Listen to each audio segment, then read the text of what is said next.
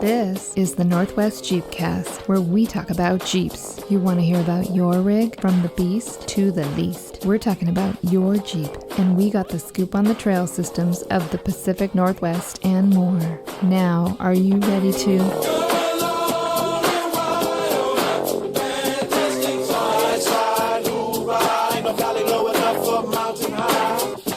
Hey, Gare. Hey, Gary. And welcome to episode 330 Jeepcast this week. And you know it is November 18th and not the 16th. Yeah. 2021 with your hosts Gary Henderson and Gary Tomlinson. All right, buddy. You ready to get this one started the right way? Like we like to start it, right? I'd like to hear another. All right, here we go. And thank you all for joining us on this fantastic voyage here at Funny Moon Studios. We are the podcast guys living the Jeep life. That's right, folks. We are building them, wheeling them, fixing them, and sharing it with you. So thank you for telling your friends about the show. Share it with your buddies. Share it with your buddies? You know, I got even a better idea, Gary. What's that, man? It's not just about telling your Jeeping buddies. Yes. You know, maybe you got a non-Jeeping friend. They could become a Jeeper. They could. Yeah. But they could also just kind of like swipe their phone, go to the podcast app. Yeah. Subscribe. And be entertained. Oh. There's infotainment here. Maybe they listen or maybe they don't. Maybe it's just another phone doing a download.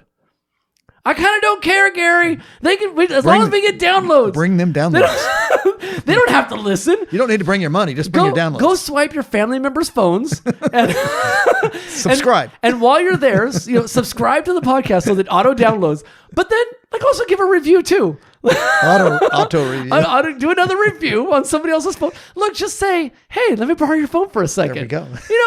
Look, that's... Carissa needs some money. and we need the reviews. That's right. So Carissa can do her part. Just start swiping all your friends and your family members' phones and add more downloads. That's right.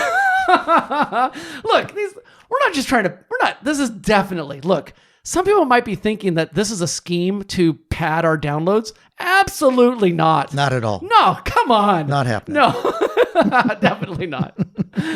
All right. Well, we're catching people up on what's been going on with us this past week. We are a couple days late. There's a reason for that. Anyway, but per usual, we got some listener feedback. We've been busy, and I bet there's a Jeep of the Week, Gary. There is. Well, let me go. You normally go first, Gary. You go first, buddy. Let me go first this time, just to explain. And we apologize. Everybody was probably we did get a couple of messages from folks I know. about like, hey, where's the episode? Where's the episode? And, so we apologize that it's late, but I was out of town. My stepmother passed away this week. Sorry, Gary. And, I was there in Atlanta, for, the few days before that, help my dad, transfer her into hospice care and then go through all of that. I mean, for all the listeners who have been through this, they know what it's like. It's very tough sledding for sure. It's the hardest to see, your loved ones, deteriorate kind of right in front of you. And, it's one of those things, you get to end of life and, who knows how long it's going to last. It could be weeks, it could be days. We had nurses come and tell us, oh, this could be a couple of months. You don't know, cause you just don't know. No. I was a little worried that, I was going to leave before she passed and then I'd have to go back and kind of, help take care of things. But at least it was while I was still there. And I could help my dad, and my brother came out too. And we did an awesome job tag teaming on helping get everything arranged. It's not easy. It's not easy. And my dad, went through a very tough time. But it felt right to be there with him. For sure. And give all the support that we can and provide all the care, that we did, for my stepmom. So again, apologize to the listeners for this being late, but we're going to get you guys an episode, and I'm back now, and we're going to get everything going. So how about you, buddy? What I hope you got some Jeep stuff done while I was gone. I did. I did. Well, I got some more legwork done on our King of the Hammers planning. Nice. Met with John Matthews, and Mark Donnelly was there too. Oh, awesome. He's a great guy too. He is a great guy. Donnelly's been a member of the pit crews, and he had a lot of good advice. So we had dinner and beers, and nice. they filled me in a huge amount on pit crewing and a bunch of sort of do's and don'ts. I've relayed some of them to you. Yeah. Some of the hard lessons I think John's learned over his racing career. You know, Right. he's a pretty proficient racer now. Heck yeah. And but we're really lucky to have John mentoring us, really. And then even better, pooling our pit resources with his team. Yeah. So that's like super helpful That's for gonna us. be a big help. I mean, Yeah. we don't know jack about, and this is not an easy one to pit. This is not a single pit. There are Right. 3 pits. Yeah. So it's very complicated. Well, thanks for doing that, man. Of course, I had it on my plan to be there, but then I I told him. I told him you had to head out of town because Yeah. of an emergency in the family. on the and very whatnot. same on the day, right? I just left, and I was like, I decided to go, and then bought a ticket on the very same day. So that was so we have a huge amount of information. I know now that you're back. Maybe digest some of that and Yeah. slowly get back into. The Hammers is coming at us pretty fast. We're just 2.5 months out now, so I know. It's really zooming it right along. And then I've been doing some replanning a little on Wheel in America, I think. Originally, I made an assumption that was wrong because the past several years, the Silver Valley in Idaho, was end of July, right? And I'm like, perfect. We're just going to finish there. Well, they moved it up to July 7th. Oh, we can't get there that fast. No, we won't be. We will not be near there. We will be way far out. Way far away. In fact, we'll be in Minnesota. Right. So anyway, I've been doing some stuff. Looks like maybe a little bit more time in Colorado. Okay. Oh, that'll be terrible. Just have to spend more time in Colorado. Oh, that's so. Oh man, Gary, I can't. And believe I think some more time in Wyoming. I'm actually I got to work with Kurt a little bit. I've been doing some homework on the bighorns as well. Oh. He's like, oh, those bighorns are really cool, and I'm like, well, you know what?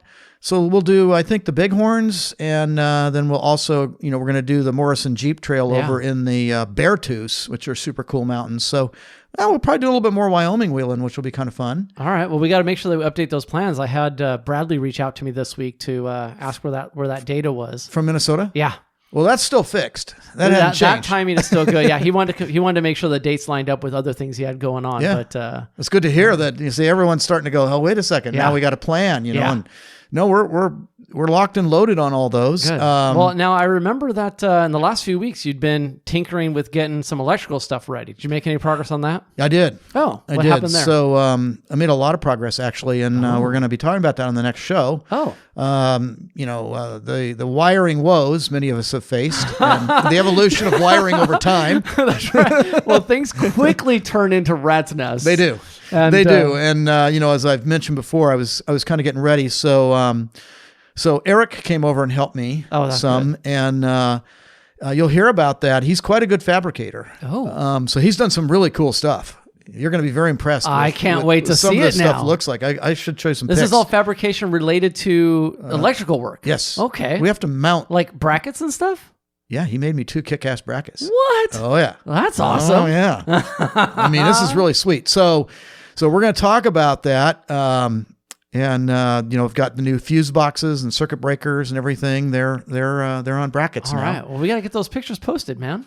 Yeah, well, you just got back, and I'm not too good at that, and I'll show you some of them. Send them to me. We'll get them I up there. will. I took a number of pics. Yeah, so I did make some progress on that, but that's such a huge I'm not quite finished with everything yet. It's so much work. Wow. That Now, well, okay. So it sounds like it's a lot of work, but are you ready to come repeat all of it on my rig next? Well, we're going to talk about your rig. You've made some progress on yours, but I owe Eric. I traded out so that I'm going to help him do some more wiring on his trail duster here in a bit. Duster, yeah. Yeah. So he's got a lot of good ideas because he's like, oh yeah, I need one of these, because I had the electrical pretty figured out, but we'll talk about it. There's quite a bit to it. All right.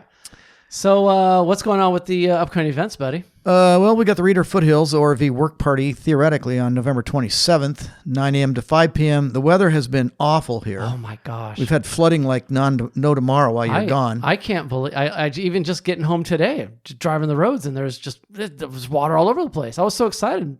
We've had being in Atlanta, so much rain. Well, there was one day of mild rain, but besides that, it was we skies are piling up the rain. I mean, I mean, and they had huge amounts in the Cascades, and then of course the snow line, went back up, and so then it was pouring rain and snow. It's the classic Washington flood. Wow. Flood. I mean, the rivers have all been way over flood stage, and yeah, it's a really wet fall. I heard something about something being isolated. Was there some flooding that maybe created, like, blocked off some roads? And well, like, I don't know if this is it, but like typically, over here, like around some of these rivers, you end up with like Duval as an island almost. Carnation sometimes gets to be an island. Carnation almost ends up, right? Yeah, like those sometimes rivers they get all around flooded out. They get fully flooded. Yeah, they get flooded out. That often, I think that might have happened again. Oh, okay. Yeah, we've, so they are dropping right now, but I see rain's in the forecast again. Oh, it was Vancouver. Somebody said that Vancouver got enough water to separate it. Wow. But Vancouver is an island already, isn't it? Is it part of it is. Victoria Island. There's Victoria Island, but I think Vancouver itself, some of the like cities sitting out there on it. Yeah. Oh. I could imagine it got cut off. Yeah. Well, the Northwest has been just getting pounded, right? Wow. So anyway, we'll see. We do have, so the reminder for everybody again, 2022 Jeep Jamboree USA is, the way they do things is they have registrations that come up in December. Okay. Right. And a lot of these trips, they sell out like pronto. Right. So if you're not ready to go with that clicker on time, you could be in trouble. So there are 31 trips currently posted up. Registration is going to be between December 6th through 10th. So you want to be very, really pay attention to that. Again, Jeep Jamboree USA, December 6th through the 10th. So you got to be ready to roll on some of these trips. We've got Insanity Fab Winter Challenge, January 6th through 9th out at North Idaho Mud and Crawl in Naples, Idaho. That's way up in the Panhandle. And registration has been open all month of November so far. And that's a crazy event, mostly exo-cage rigs and things, because they do crash into each other and bump to pass. They literally bump to pass. They don't care. I mean, and it's pretty wild. It is wild. And then we've got the 2022 King of the Hammers. Nice. That opens up January 27th is when Hammertown opens up. And then it's going to be that whole week through February 5th. The 5th is the 4,400 race down in Johnson Valley. Wow. And we will be there. We're going to be there. And come and find us, guys. We'll be, you're going to be I think you're going to be driving. I'll be driving. Yeah. That's going to be cool. Still a lot of work to get done, man. I got to get in the shop. Being gone a week was killer on the schedule. Yeah, one big push here, huh? Yeah. Get you ready to go. Be there, yeah. I'll be in the garage, man. It's going to be cool, man. So, come down and see us at Johnson Valley. We'll be at King of the Hammers, and Gary is going to be racing in 4,500 class. I see that you're listed as a driver now on the site. It's registered. Your car number is 40562. That's correct. Yeah, it's all listed now. It's legit. It's legit. There's a real thing there. This week's events are brought to you by our buddies over at masterpole.com. Our buddy Victor just does an amazing job over there putting together all the best, ropes for recovery and winch lines, and all the recovery gear that you can use.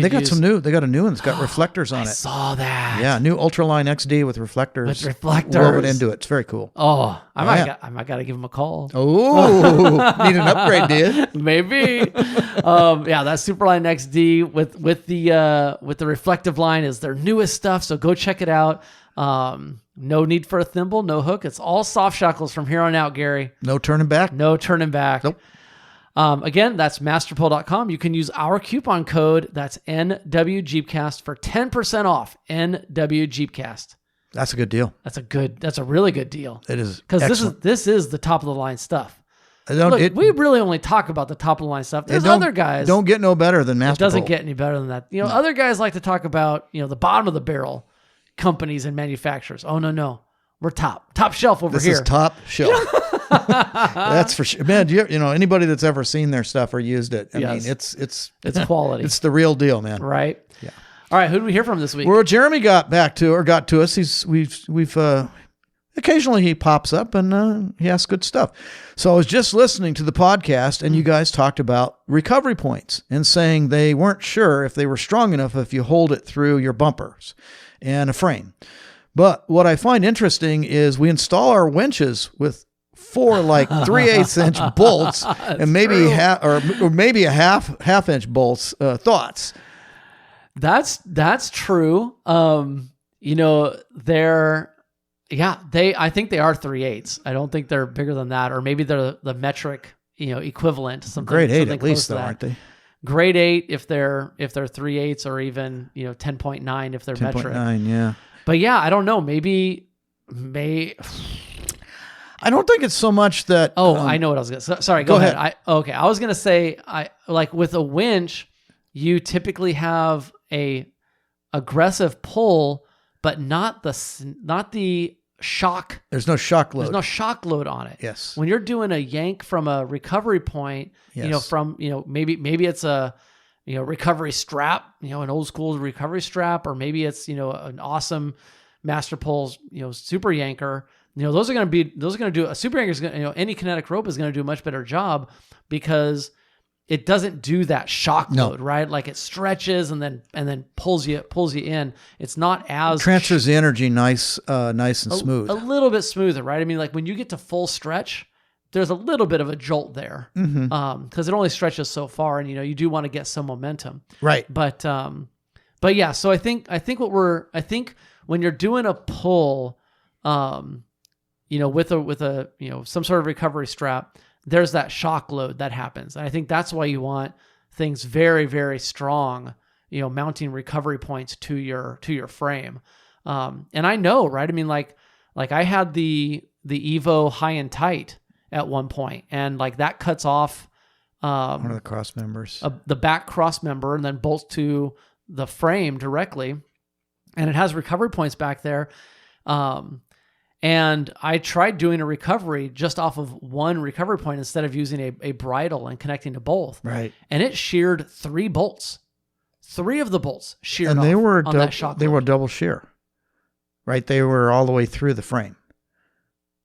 I'm trying to remember now. I think they could have been through one frame wall. Single shear. Yeah. Yeah. See, these are, I think, the issues that not that you can't make them strong enough in your frame. You have to think through. Like we really, really should set these up with double shear. At least that's kind of hard to do, to go through the frame unless all the way through. Yeah. Well, I don't know. Like the that. And there's a couple of them that make it just like this, but like that Evo one that puts a plug into the frame rail, like that's one I think it is both through, like a bolt through both sides. Yes. And there's multiple. Is it four but bolts? most of them aren't like that, right? I mean, like even the Genrite ones, that's. I want mine to go all the way through. I think the double shear is much stronger. Well, I know it's much stronger. It must be, but I'm just wondering like what kind of sleeve you might need to do in order to not. Like as you tighten it down, it's going to want to bend your frame inward unless you put some sort of sleeve in there. You probably have to weld some spacers on. Weld some spacers in. Yeah. To fill the gap. Right. Yeah. All right. We got a couple design things, but I think now you're making that bumper design a little more complicated, man. Not much. No, it's not too much more complicated. Anyway, I think you have to be careful about how you mount them in the frame, not whether it can be made strong enough. It's right. Well, and it didn't help. I think part of the reason your bolts sheared is because you didn't have a cross member and it was torquing everything. That's right. And so I think it was getting stresses in all kinds of directions. And that was bad. Well, and certainly, if I had done a bridle, I don't think I would have. Well, the bridle would have distributed it. Right. And he wouldn't probably have torqued your frame. So, So I think Jeremy is asking really good questions, and it does beg the question: how come 4 bolts hold your winch? Right. And especially because, we've put the winch under an immense amount of load. We have. But I bet, like you're just talking about shear strength. You still got to have a well-mounted winch plate, right? Like I've seen more failures in winch plates than I've seen in those 4 bolts. I've seen bumpers fail with the winch plates because they torqued. Yeah. And as soon as they torque, then it all came apart. As long as it stays solid and doesn't twist. Oh, that's exactly right. Then I think you're okay. Because if that winch plate flexes at all, then it does put abnormal stresses on those bolts. Yes. And that's the thing that then makes them. That's when I've seen them fail. Yeah. And I've seen the bumper and the winch plates fail. Right. No, but that's a great point. You know, there's and I don't know. I would imagine that just has to do with the fact that those are, you know, largely perpendicular to the stresses. As long as you keep things tight, then those bolts, you know, being grade 8. But he does ask. It is a great question that he asked. Yeah. Yeah. Should we put bigger bolts in ours and go crazy, or I don't know. They haven't failed. I think as long as you have proper winch plates mounted securely without any kind of torque, I think you're okay with your with your winch, Gary. Yep. Well, this one is not direct feedback to us, but it's kind of indirect, Gary. Oh. So the Jeep Life podcast guys. All right. Yeah, there's some cool guys out in the PA, okay. And it turns out that our mutual listener Mark from BC, the one that we have not been able to go wheel with because they closed the border for 2 years on us. We got to get to the upper and lower Fs. We do. with Mark, we got to get up there, and now we just got to get our rigs back. It's typical. Now they're all torn down temporarily. Anyway, he wrote them, and they read it on their podcast here. Oh, did they? Wow. Very recently, and they admitted that they were going to be joining us on Wheel in America. Oh, very cool. And you had reached out to them, and I thought they replied that they were down. Oh, they're down. Okay, cool. They're down. Oh yeah, they're down, and they're. I mean, these are good guys, and they got a really great show out there. They're pretty. They're fun. I mean, it's a show, Gary. I mean, they're fun to listen to. They're characters, man. And you know, and one of them actually admits that, you know, the only other Jeep show he listens to is ours. Oh. And he says that we actually know things. We've BS'd him really well. You know things. I don't know about that. I'm along for the ride, Gary. No, it was kind of cool. They really gave us a lot of kudos. But the bottom line is, we will be doing AOAA and some Roush Creek with those guys. And you know, as we get closer, there'll be more information on it. It's still clear out in June, but right. You know, we got some backdoor planning with the boys in the PA. It'll be good to have some other podcasting wheelers with us. They will. You know, there's other ones out there, not so much. Is that right? Well, these guys will. These guys will. They will. Oh yeah, they're living the Jeep life. They live the Jeep life. They're actual Jeepers. Maybe not as much as we live the Jeep life. Maybe. I don't know. They're going to sign up for King of the Hammers. They haven't progressed to that insanity level yet. Maybe they're smart. They might be smarter. Yeah. I will give them smarter. Hands down. Yeah. No, but I think we'll be out there with them, and I think we'll be running some trails with them. We'll be drinking some beer with them, not on the trails, but at camp. Different times. I'm sure we'll have a joint show. Ooh. And because they want to do that too, and I'm like, totally cool. And just have a plain old good time, and listeners can come and join us, man. Hang out. It'll be a good time. Heck yeah, that's why we're doing this, man. We want to go out and meet people. Absolutely. That's gonna be so much fun. So yeah, it's true. I mean, we did mention that, but yeah. So those guys they're all fired up apparently that we're coming out, and we're pretty fired up to go out there. Heck yeah, let's do it. You bet. All right, feedback this week brought to you by our good friends over at Onyx Off-Road. Onyx Off-Road, it's more than just a software company, Gary. Yes, they make a great mapping application. You got your trails on there. You got the ability to record your maps. I'm actually using Onyx on some of the Wheel in America mapping for. Of course we are. For Colorado. I know where some things are, but also in Wyoming, I don't have as good of bearings. Oh yeah. And I'm finding everything because I got Onyx. Heck yeah. That's what you got to use. So not only do they make great software, gives you all the maps you need, but they're a company that has a personality. A personality? They got a mission. Yeah, it's not. What's their mission, Gary? Gary, it's not just ones and zeros. I thought their mission was to map. No, it's more. It's more than that. Well, look, think about it. What good is having maps if land keeps getting closed? We don't need a map. Then it doesn't do you any good. That's right. So they're putting their money where their mouth is. They are walking the walk, not just talking the talk. Any other analogies to throw out? That's about as good as it gets. Those are the two primary. Walking the walk, walking the talk, talking the walk, and they go out and they help us make sure that trails stay open, that public lands stay public. And that's a big chore. That is a big piece of work. It's huge. There are people who are always trying to shut us down. We contribute to several organizations that also help keep trails open. Absolutely. Right. You got Blue Ribbon Coalition. Yep. They're nationwide. And then we do a couple of Washington State ones because we got to keep trails open. I personally donate every year to the Rubicon, to the Red Rock guys. Oh, and the Red Rock ones too. Yeah, in Moab. Yeah, that's right. You're a member of the Red Rock, and then aren't you also a member of the Rubicon? I'm not. One too. We probably should be, but we give them money through Yes. Blue Ribbon. That's right. Yeah. They get it gets there. So they're doing all that. This is the company that you want to tie yourself to. Like, right now it's we're all starting to figure out it's not just a matter of, where you put your money that gives you maybe a good piece of software, but it's also what good are they doing? Yeah. Right. And so it's, being aware of what they do, that's super important. These guys are good trail stewards. Knowing that Onyx Off-Road is out there to be great trail stewards and stewards of public land is all I need to know to stay hooked up with Onyx Off-Road. You bet. All right. So check them out. OnyxOffroad.com. That's ONXOffroad.com. Guess what, Gary? Is there a deal to be had? There's a deal to be had. And I bet you can't guess the coupon code. Does it start with N? It is, of course, NW Jeepcast. And you get 20% off at Onyx Off-Road. It's amazing. It's a huge amount. That's your subscription. And you won't get lost. Nope. Because you got maps. Now, I remember a few weeks back. In the snowstorm when I didn't know where I was going? You got yourself lost. I did. You weren't using Onyx Off-Road. No. But so as there you go. As soon as I got back into communication, I got myself squared up. Lesson learned. Take Onyx Off-Road. Well, you notice I mentioned I've been using my Onyx for some Wheel in America planning too. That's right. Yeah, You're on very board handy. All This right. is I'm not even out there and I'm using it. Exactly. Check them out, folks. OnyxOffroad.com. Yeah. Ooh, is that time? Is it? Ooh. Here we go.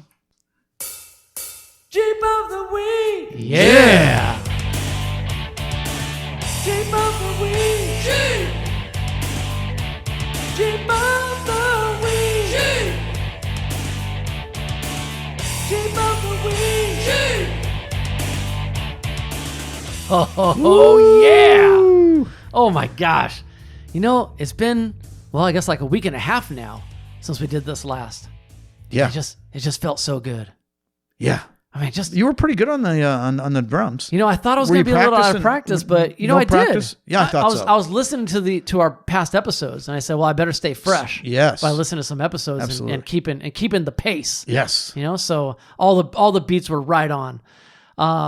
This week, in Georgia, because I was out there, and Gary, there's a lot of Jeeps in Georgia. I was busy. I was busy working, but I still. I was busy with life, but I still found time to drop off some cards. I'm impressed. Well, we had to go to stores here and there. And so, when you see one, you stop really quick. Yeah.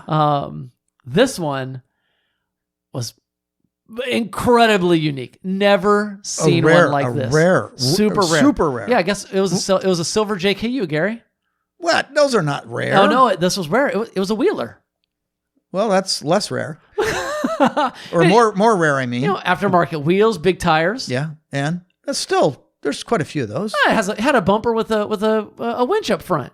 Well, if it's a Wheeler, Yeah. of course it would have that. Well, the rare part. Right-hand drive. Whoa, wait a second. Yes. Was it from Australia or something? I don't know. I didn't get the whole backstory of where it was at. But what's funny is, I saw a mail delivery one, not with big tires and a wheeler. No. I mean, I don't know what it did but I don't know. Were they really using JKs for mail delivery? I don't think they were. I don't think so. I don't think so. No. Yeah, because it was a JKU too, right? So, I mean. Well, if you're delivering a lot of mail, maybe you need a JKU. Maybe you need that space. I don't know. But I've never seen a JK that was used for mail. For mail, no. Yeah. So I don't know what its story is. Yeah. Didn't get it all. I'd love to get an email from these guys and figure it out to see how this all came about. But the funny thing is, I will typically, leave a card on the driver window, not the windshield, not the front, but on the driver's side window. Yeah. And I go over and I'm kind of like looking inside, as I'm about to leave it. And I'm kind of noticing like a big like backpack on the seat. And it just kind of struck me as odd. I'm like, who leaves a big backpack on their driver's seat? Because then it just is in the way of you getting in it, right? And like, And then like as you exit, you were sitting there. So what do? They grabbed the bag from the passenger side and then dropped it over onto the driver's side as they got out. Like it just, everything struck me as odd. That's odd. And I left the card and I even started walking away. And then you're like, what? Something's different. And like, it still kept bothering me. Yeah. Like something's weird here. And I happened to park head to head, nose to nose with it. So I went back and got in my car and it's still bothering me in my head. Mm-hmm. I'm like, it just didn't compute. And I couldn't figure out like, why was there a backpack in the driver's seat? It's so weird. And so I sit down and I look at it. And then I realize there's no steering wheel at the driver's side. Like I don't see the top of the steering wheel. This thing doesn't have a steering wheel? And I'm like, wait a second. And I look over the quote unquote passenger side and there's a steering wheel over there. And I realized so you didn't put it on the driver's side. And so I didn't. So I realized at that moment, I'm like, oh my gosh, this is right-hand drive. Like how unique is this? Did you get out and switch it?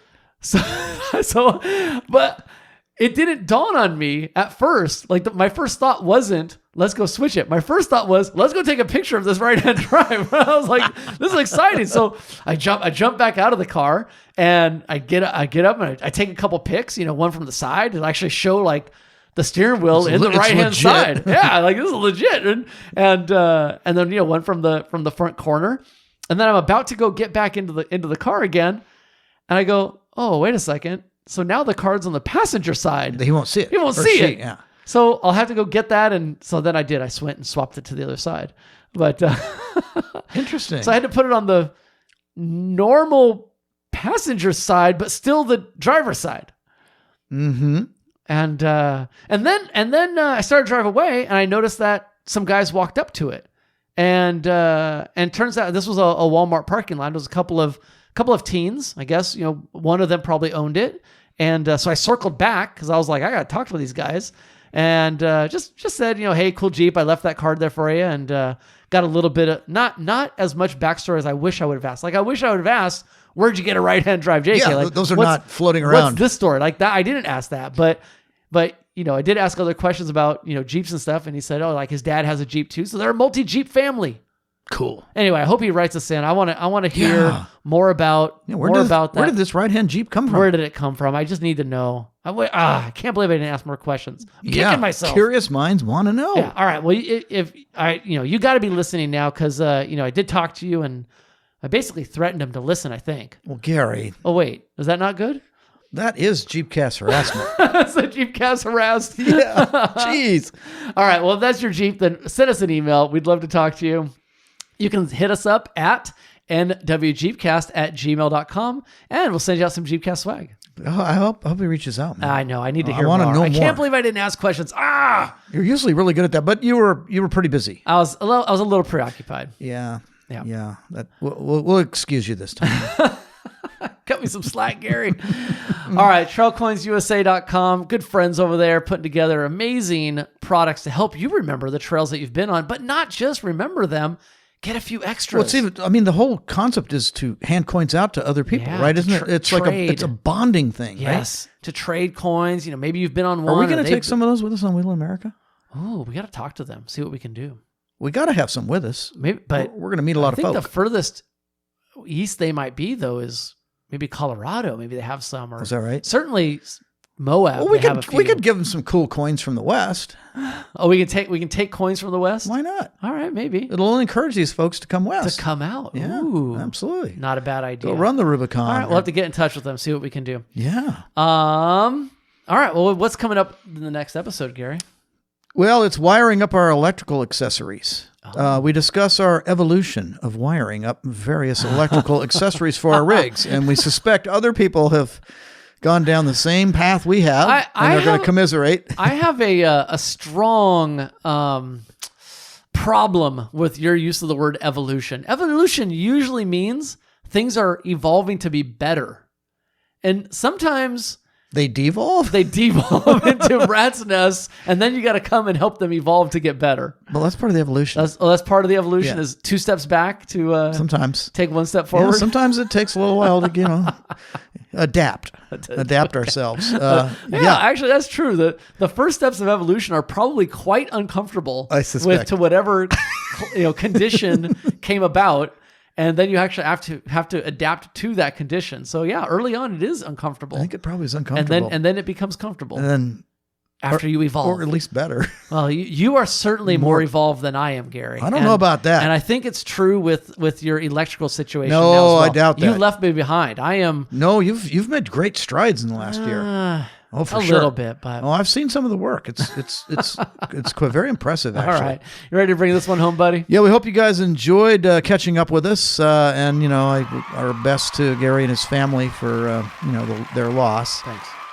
And thanks, folks, for spreading the word. Go on out there and tell your friends about this show. Head on over to iTunes. We love getting a rating. Grab your friends' phones and give us a rating on there, too. Visit us at nwgcast.com to help support the show. Please do. Well, folks, you can find us on Instagram, Facebook, Twitter, and the YouTube. Please do grab their phones so that you can help out.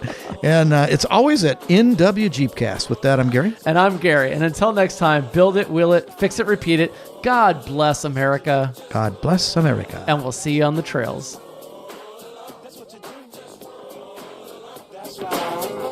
Mark okay. From BC. Yeah. The one that we have not been able to go wheel with because they closed the border for 2 years on us. We got to get to the upper and lower Fs. We do.